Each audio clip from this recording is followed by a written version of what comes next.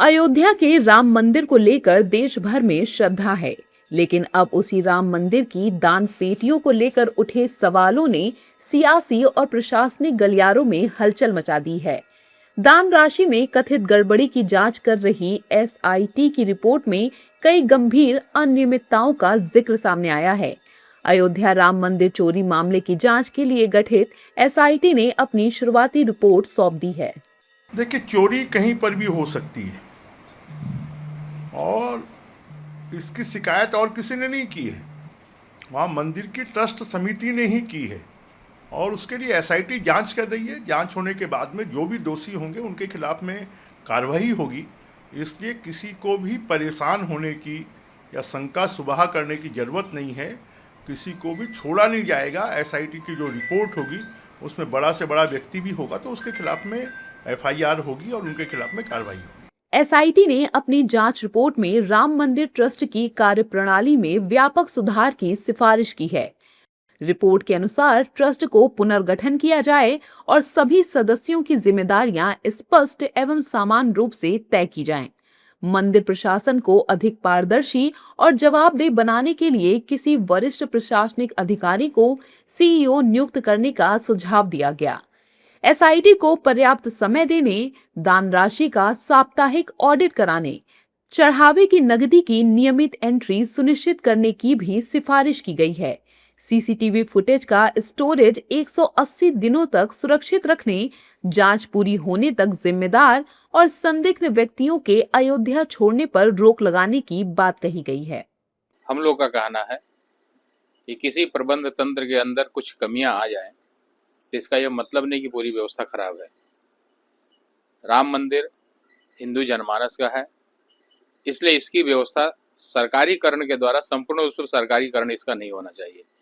बाहरी सुरक्षा संबंधित और विधि व्यवस्था संबंधित सरकार इसका संचालन पहले से कर ही रही है। ट्रस्ट में भी डीएम साहब हैं, सचिव हैं, तो यहाँ से लखनऊ तक केंद्र तक इसमें हस्तक्षेप है, लेकिन पूर्ण रूप से ट्रस्ट अगर सरकारीकरण होता है तो यह ठीक नहीं है।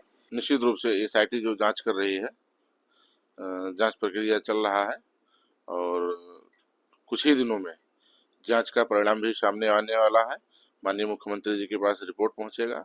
उसके पश्चात जो भी दोषी पाया जाएगा उसके ऊपर दंडात्मक कार्रवाई किया जाएगा, उसको दंडित किया जाएगा और हिंदू जनमानस को थोड़ा सा धैर्य रखने की आवश्यकता है। बहुत ही जल्द रिपोर्ट सामने आएगा। दूध का दूध होगा, पानी का पानी। रामलला के दरबार में चढ़ाए गए दान को लेकर विपक्ष भी हमलावर है। सपा, कांग्रेस समेत सभी दल लगातार सरकार से सवाल पूछ रहे हैं। करोड़ों हिंदुओं की आस्था पर सवाल उठाया और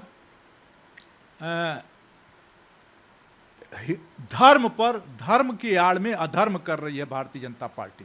अब तक एफआईआर नहीं हुआ, अंदरूनी जांच करा रहे हैं। इतनी बड़ी चोरी हो गई। जिसने 40 किलो का भी मैंने सोशल मीडिया पर देखा, जिसने 40 किलो चांदी की सिल्ली दी वो कह रहा है कि सिल्ली गायब। जिसने सोना दिया, मुकुट दिया, वो कह रहा मेरा मुकुट ही गायब। तो ये चढ़ावा पर डकैती हो रही है, इससे बड़ा दुर्भाग्य नहीं है। धर्म पर, धर्म की राजनीति करने वाले लोग अधर्म कर रहे हैं, ये देश के करोड़ों हिंदू समझ गए हैं। दूसरी बात ये है कि छोटे छोटे बात में ये बजरंग दल, विश्व हिंदू परिषद और आरएसएस के लोग बयान देते हैं। अब वो चुप क्यों हैं? इनकी चुप्पी भी ये बता रहा है कि इनकी भागीदारी है, तभी वो चुप हैं। तो लूट के माल में इनको भी हिस्सा मिलता होगा, तभी वो चुप हैं। चढ़ावे को लेकर हो रही सियासत के बीच जानते हैं कि 6 दिन में क्या क्या हुआ। 15 जून, एसआईटी ने श्री राम जन्मभूमि तीर्थ क्षेत्र ट्रस्ट के महासचिव चंपत राय और आमंत्रित सदस्य गोपाल राव से जानकारी ली। 8 से 10 कर्मचारियों से करीब 6 घंटे पूछताछ की गई। 16 जून, टीम ने चंपत राय और गोपाल राव से 4 घंटे तक सवाल जवाब किए।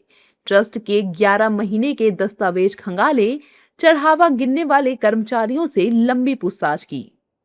17 जून, जांच टीम ने बैंक अधिकारियों और नोटों की गिनती से जुड़ी निजी एजेंसी से प्रतिनिधियों से पूछताछ की।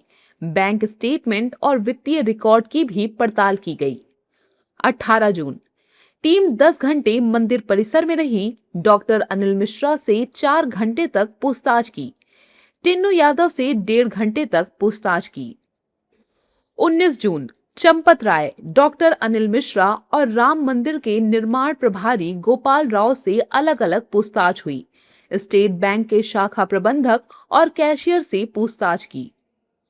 20 जून टीम ने सभी आरोपियों और संदिग्धों के बैंक खातों की जानकारी इकट्ठा की। सबूत जुटाने के बाद सारे साक्ष्य अपने साथ लेकर लखनऊ रवाना हो गई। रामलला के दरबार में चढ़ाए गए दान पर उठे सवाल सिर्फ पैसे के नहीं बल्कि करोड़ों श्रद्धालुओं के भरोसे से जुड़े हैं। जांच जारी है, आरोप और जवाब दोनों सामने हैं, लेकिन सबसे बड़ा सवाल यही है कि आखिर श्रद्धा के इस सबसे बड़े केंद्र में ऐसी नौबत आई कैसे। इसका जवाब अब जांच पूरी होने के बाद ही सामने आएगा।